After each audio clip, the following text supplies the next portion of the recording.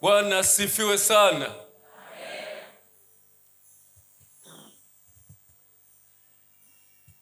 Ibibazo byagutwariye urukundiro mbikuyeho ng'Imana yawe, komera ushikame. Bwana asifiwe.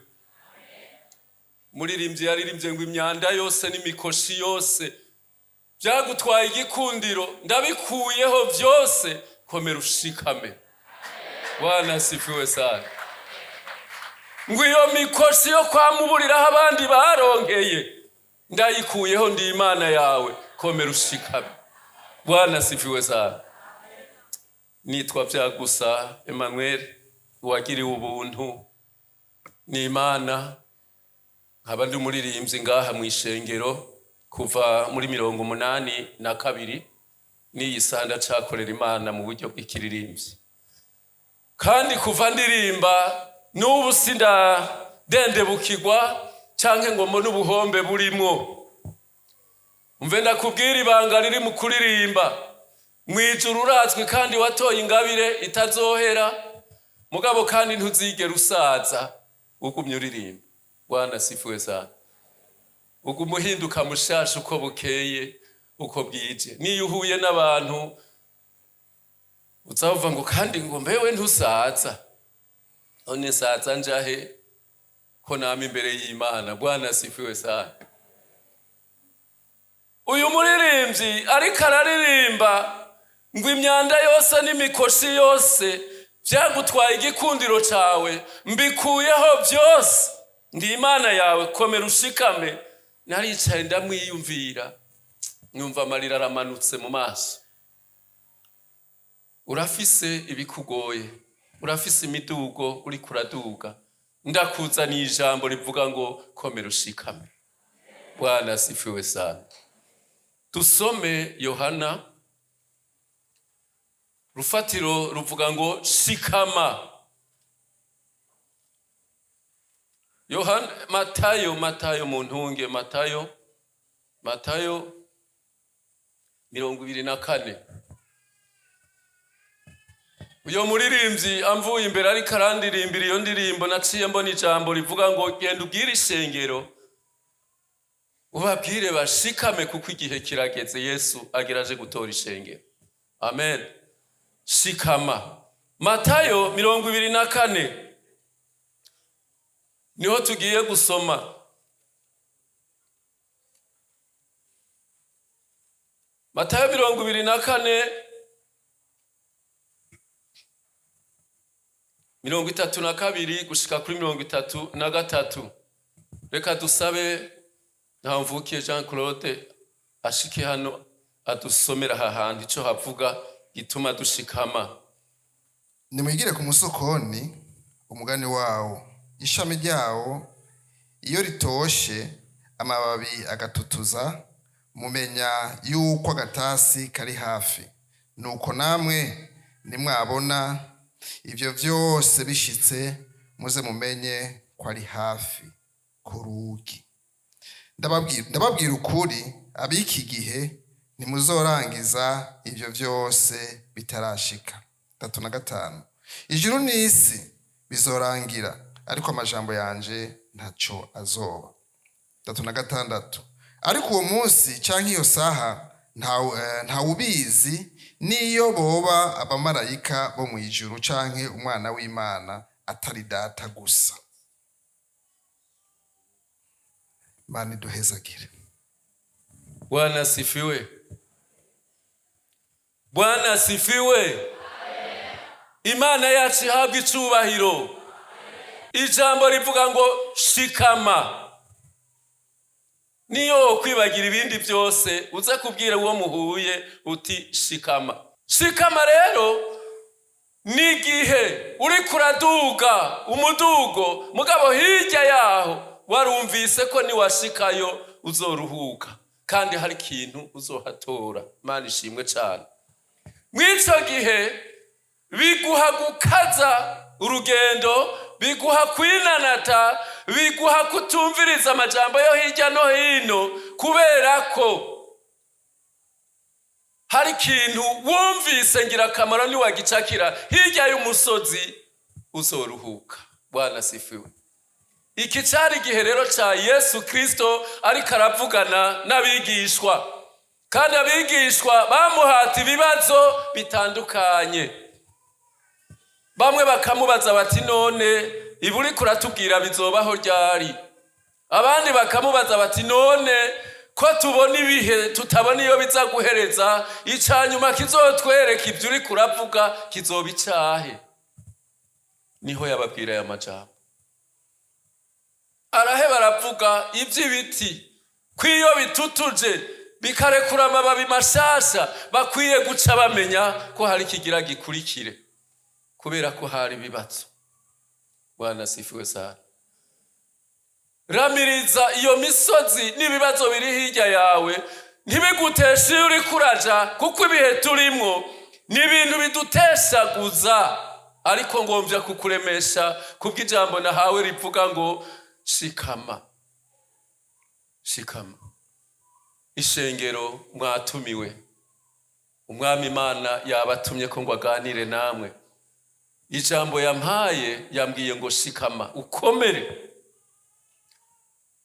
Umwami wacu Yesu Kristo rero yari kumwe n'abigishwa benshi bo muri bo yabakuye ahatandukanye. Murazi ko hari abo yakura ku kiyaga, murazi ko hari abo yahurira nabo mu nzira, murazi ko hari naho yahura n'umuryango w'abana na base babo abakuye mu kiyaga.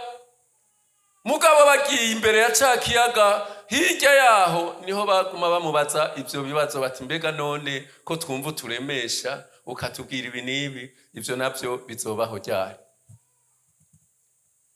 Niho yatangura kubabwira aya majambo. Cyari igihe kigoye, kuko amajambo yababwira yarateye ubwoba, kuko yavuga ati ibyo ari byo byose aha ntihazosigara ibuye rigeretse ku rindi, byose bidasamburiwe hasi, atari ko mu minsi 3 byose bizosubira byubakwe. Nico kirabashitura avuga ati none ga mwami, ibyo nabyo nibiki utuzanyemwo? Urusengero twubatse imyaka ingana uku nuku kandi raba ngene rushajije, none nawe uvuze ngo heruzopomogwa mu minsi 3 rusubire kubakwe. Ugomba kuvuga iki? Mugabo ntibamenya ko avuze ko azopfa mu minsi 3 akazuka. Ibyo byose byabereka ko bakwiye gushikama, naho hari bamwe bo muri bo baregarega batari bafise ukwizera gukomeye. None bitwigisha iki muri iki gitondo? Reka dusome Matayo 24:13. Twongere dusabe Claude ashike hano n'umurongo umwe gusa aza kudusomera. Ubutumwa bwiza bwanditswe na Matayo 24:13. Vuga ngo ariko uwihangana agashitsa ku iherezo niwe azokira. Bwana sifiwe sana. Ariko uwihangana agashika ku iherezo niwe azokira. Kigobe muri ngaha turafise abatanguye ngaha mu Kigobe. Uyu munsi wobaza uti bageze he birakugora kubatora? Jewe ndibuka korale yahavuye ibamwo korale Mugisha. Jewe na Mutama Dieudonné dukorera ngaha ku kibuga c'umupira, twari turongoye abana barashika 100. Abo bana harabiyizira gukwaya bari gusa, kuko ntivyamugora, harabaza ataturato bambaye. Abo nyene uyu munsi twabagiye inyuma, barateba baravamwa abigeme bakuze, baravamwa abagabo bakuze, bararongorwa baravyara. Uyu munsi ni ba mama fulani. Mugabo uyu munsi bagiti bari nta n'umwe. None ijambo rize kukubaza, shikama. Bwana asifiwe sana. Haleluya. Ijambo rize kukubwira riti shikama. Urashobora guhura n'abantu uyu munsi bariko barakubwira bati nakaranciye intege, ariwe narabirako. Mugabo ivyo ntibiguca intege, shikama, kuko hakurya y'umusozi hariho ikintu ugiye kwakira. Urashobora kuba uriko uraririmbana n'umuririmbyi, umuririmbyi akaguca intege, akakubera igitsitaza, ariko ivyo ntibiguca intege. Hagarara ushikame, kuko mwijuru hari Imana yabivuze. Hirya y'umusozi uriko uraduga ugiye kuronka ingero. Mana tuyikomera amashi Imana yacu. Bwana asifiwe.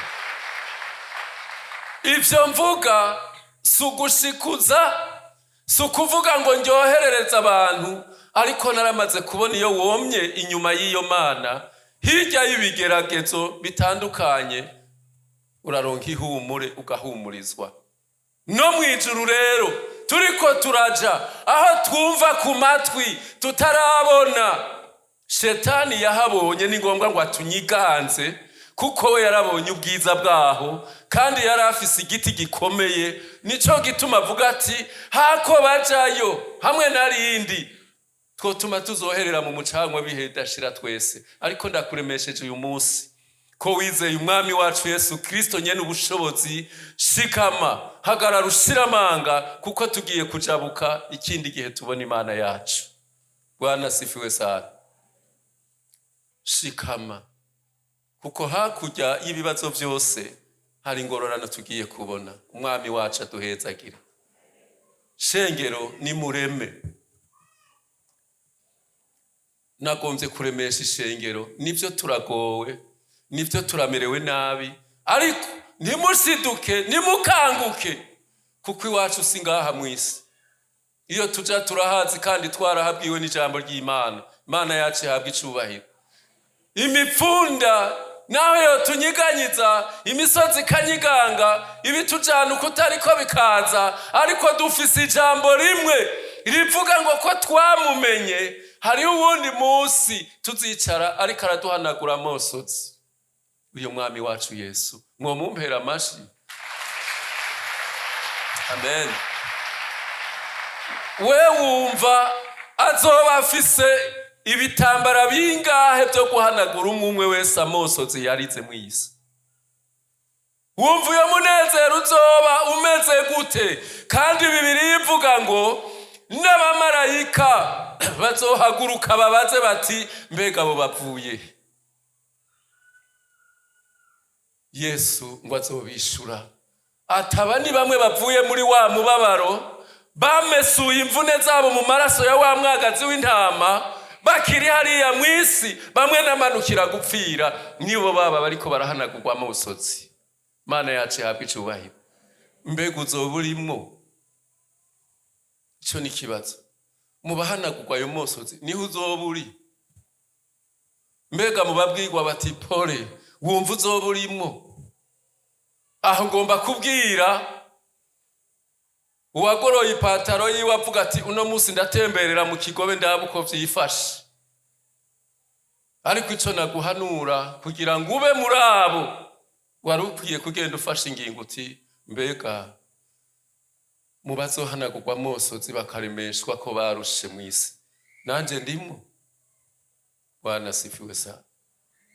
Mwigeme uri ngaha, mushinga nta uri ngaha, mupfasoni uri ngaha, mwene data turiko turafatanya urugendo. Reka gufyina, ibihe bigeze kure, kandi abafise amaso yo mu buryo bw'imwemu mw'isi itaboneka, burya isi irikirarangirana n'ivyayo. Isi irikirarangirana n'ivyayo, kandi ibiriko birayibamwo biratwereka by'ukuri ko aha kw'isi hatigeze haba iwacu. Mugabo usanga umuntu ariko aradendekeranya ivyo adendekeranya. Ikibabaje n'icahe, arubaka, akagura imiduga, akamererwa neza, mugabo ubundi munsi ukazumva ngo burya nyene vya bintu ararenganya, arapfuye. mw'isi wacu bene data. Shikama, haguruka, ushira amanga, ubanze uve mw'ivyo urimwo, ubibwire uti ndafise isezerano ry'iyo ndiko ndaja, kandi wambwiye aho hantu afise ibintu birenze ko ninabicakira ntazosubira kubabara ukundi. Amen. Ninabicakira sinzosubira kurira ukundi. Abantu baraguha ibintu bigahera, abantu baragusezerana ibintu bigahera, ariko uwasezeranye akavuga ati shikama, niwe yavuze iri jambo ryo ku murongo wa 13 ngo ariko uwihangana agashika kw'iherezo niwe azokira. Mana ishimwe cyane. Mbega arinze avugira ijambo ryumvamwe ibiki? Ariko uwihangana, nuko tuzihanganira ibintu tutazi isaha bizoherera canke bizocureherako. Yesu abibonye aramenya ati ubu buremere bw'ibi bintu uzobwihanganira agashika kw'iherezo by'ukuri azokira. Wikoreye iki uri kurihanganira? Isi irageze aho umuntu wese avuga ati none aha navutse nje gukora iki ngaha? Aha navutse nje gukora iki? Umupangayi avuga ati none iyi si ndimwo, ahi Burundi ndimwo, nkaba ntafise n'imetero imwe, iwacu ni naje mvaye.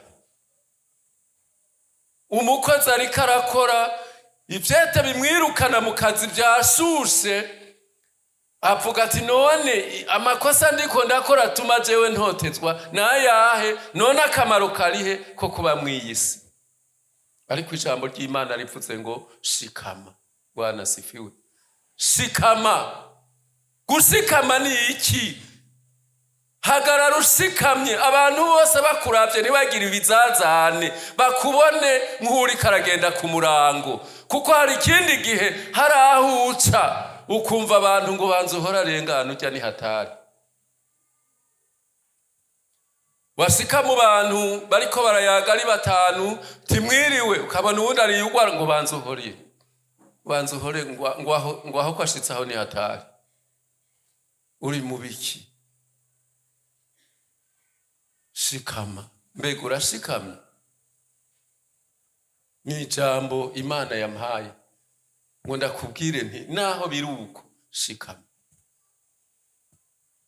Ndarangije. Ico ngomba kurangiriza ko kivuga gutya, ko harimwe abashikamye ngaha bavuga bati iyo tuva niyo tuja turahazi, ntawe uhadutesha kuko twarasezeraniwe. Yemwe ntabari ngaha baje kwitemberera, ntabari ngaha basubiye inyuma, ahubwo uyu munsi bumva bakangutse yavuga ati nta no gushikama narimwo, nari naranabitaye. Nimba urimwo haguruka, wongerwe intege, abakozi b'Imana bagusengere. Bwana sifiwe. Ukaba urimwo turaguhaye ikaze kandi ntibigutere isoni, bongere bagusengere. Uri n'ibintu byagutsitaje gushika urahakwa kuva mu vy'Imana.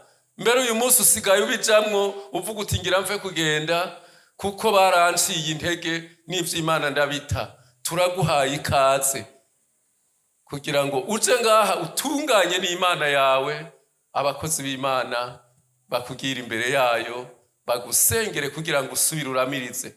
Erega uruzi ruriko ruruzura, turiko turatwagwa n'imifunda kubera Satani yatwatse ububasha twari dufise. Wowe uriho nguze bagusengere. Reka duha abaririmbyi indirimbo bacishe ko baguhamagare, hanyuma uriyumvira nawe uti mbe basha mu bashikamye ndimwo, ucuhaguruka ushike hano usaba inkomezi. Kaze abiwacu.